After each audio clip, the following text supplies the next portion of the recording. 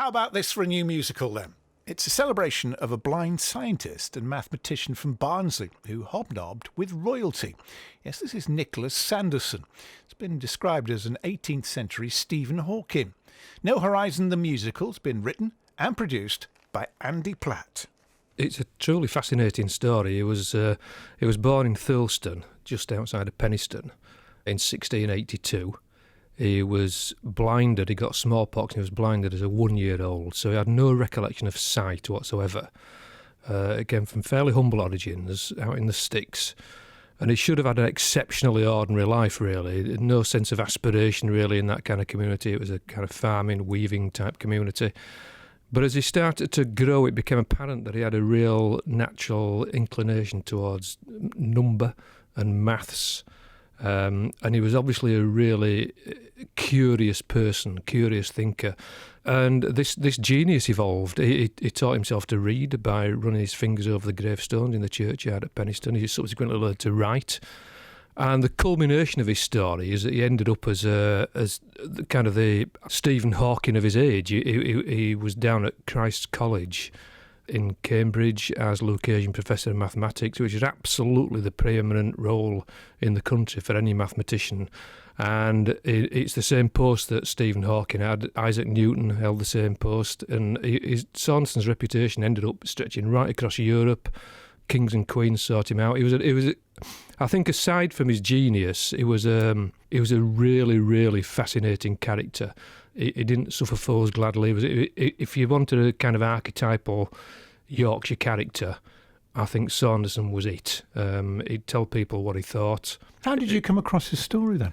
Well, at the time, I was, and this goes back right to about the year 2000. I was deputy head in Penistone, and a colleague mentioned his story. I'd written a couple of schools musicals, and I was kind of quite captivated by the tale. I couldn't believe that people, even in our community over in Penistone, didn't know who he was. There was some historical references to him. There's a stone that was in his house, which says Hignatus est Nicholas Sanderson, which is here was born Nicholas Sanderson. But they pulled his house down, and someone had actually moved the stone, and it was in a wall by the phone box, completely uncelebrated. And you could have stopped anybody in the street around Penistone or Thurleston, and the chances are nobody would have the first idea who Nicholas Sanderson was. Now, I couldn't believe it. I was a deputy head, and I was thinking I'd go and do assemblies talking about Helen Keller and these inspirational type characters, and here's somebody on our absolute doorstep who achieved phenomenal things.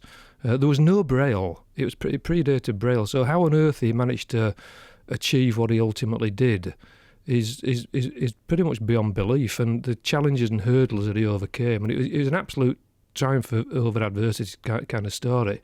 And I just thought it was, so my first piece of work really with it was in school.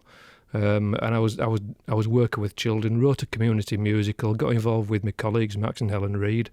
The community musical went down really well, actually, much to my kind of delight and amazement. And from there on, I think we always had a sense that it's such an uplifting and captivating story that people would want to hear about it. And kind of one thing led to another. But it's always been the dream in the background that we would get it on a professional basis. It's taken a long time, but people who've been in on it right from the start really seem to have kind of bought into the whole thing. It's fabulous, absolutely fabulous for us. So who's in the cast then? Well, we've cast our lead actor, who himself actually is visually impaired, and that's Adam Martin. He's a local lad, a really strong singer, which he needs to be because it's quite a demanding singing role. A great actor. We wanted. It's obviously a story about blindness, and we wanted to really do justice to that whole visually impaired side of things. So we're going in the theatres we're performing. We're going to have them audio described.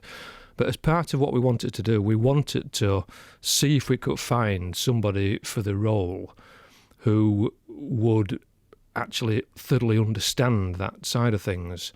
To our absolute delight, we found Adam. So With a lot of things have come together. It's been a massive amount of work, but it's utterly thrilling. We're at a brilliant point with it. You've had some great comments as well. We've got Elaine Page, Radio 2, one to watch out for. Chris Evans, Yorkshire Les Mis, a stunning success, astounding, says the Yorkshire Post.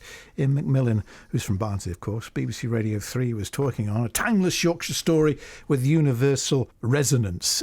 So some really good comments. You must be incredibly pleased. Yeah, we are. I mean, it does obviously help that we've kind of got all that support from people, and I think we've always tried to have quite a lot of integrity with what we've been doing and integrity to the story, and I think people have enjoyed that side of it, that they kind of see that it's a story about a real man who achieved some real things. And obviously we're really keen that the theatre tour goes ever so well, but in addition to that, it is also about trying to raise Saunderson's profile.